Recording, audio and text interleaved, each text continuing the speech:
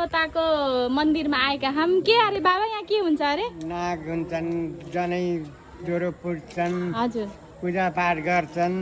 हजुर अनेक तरह गर्छन् यहाँ मम्मीलाई नि केही थाहा के यसो भनिदिनुहोस् त यहाँ पाठ पूजा बिहा बर्तन अलि यता आउनुहोस् के यता बाबातिर अनि यहाँ जे पनि पूजा बत्ती पोल्ने अब एकादशीको पूजा हरि कीर्तनहरू भजनहरू सबै गर्छन् ल हेर्नुहोस् हाम्रो यो भाइरल ठाउँ हो हाम्रो बाँसगढी के अरे के मन्दिर अरे मम्मी बेलबारिया बेलबारिया जलेश्वर मन्दिर अनि त्यही त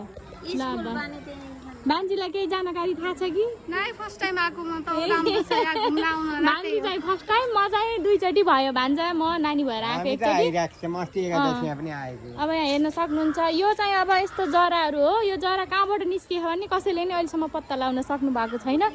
जसले पत्ता लगाउनुहुन्छ उहाँलाई अब पुरस्कार हुन्छ यसो गराउने अनि बाल पनि ए ल ल मेरो बाल फेरि आउँदाखेरि उहाँ ढाड ढाड पुग्ने होस् मेरो चाहिँ उहाँ